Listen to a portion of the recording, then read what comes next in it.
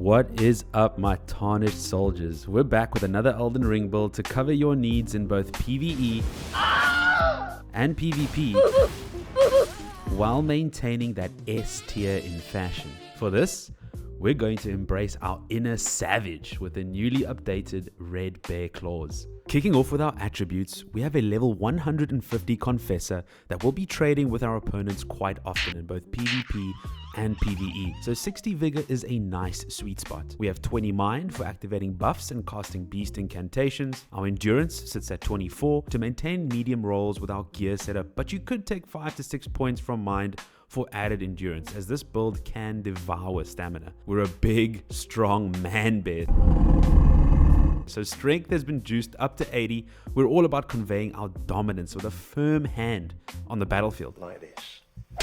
Our faith is at 15, so we can buff up with Flame Grant Me Strength, as well as use a few beast incantations as previously mentioned. And finally, Dexterity, Intelligence, and Arcane are left untouched. Now for the headliner, the updated Red Bear's Claw. With the recent 1.13 patch, we saw some juicy buffs being added to both the claw weapon type and the weapon itself, pulling the weapon out of the trash can and turning it into a vicious tool.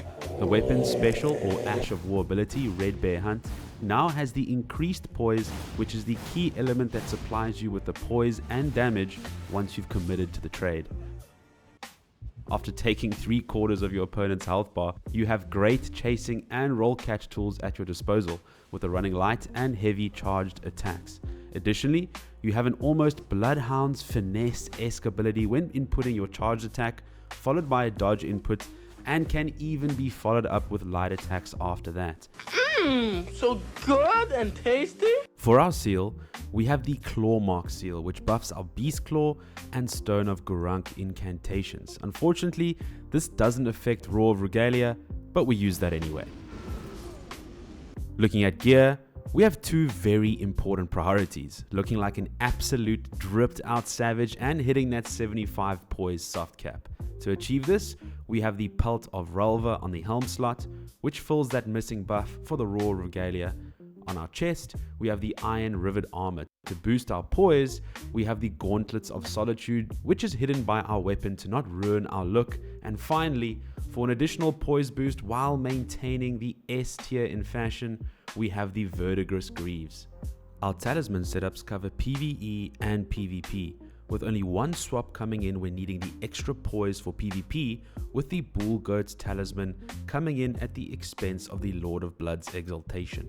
In our Wondrous Physick, we have a mixture of the Thorny Crack tier and the Opaline Hard tier for a nice balance of additional offense and defense.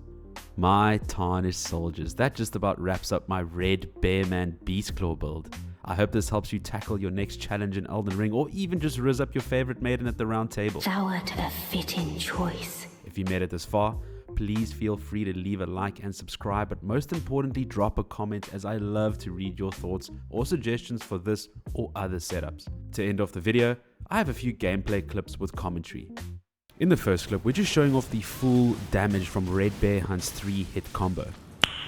Nice. Here we have a perfect example of just an absolute poise mash fest, and the bear comes out on top. This is just a perfect example on how we need to time our opening to accommodate for lag, but most importantly to ensure that we trade at the point where the hyper armor activates on the first swing. Here we show a cheeky pot thrower that we also have a few tricks up our sleeve.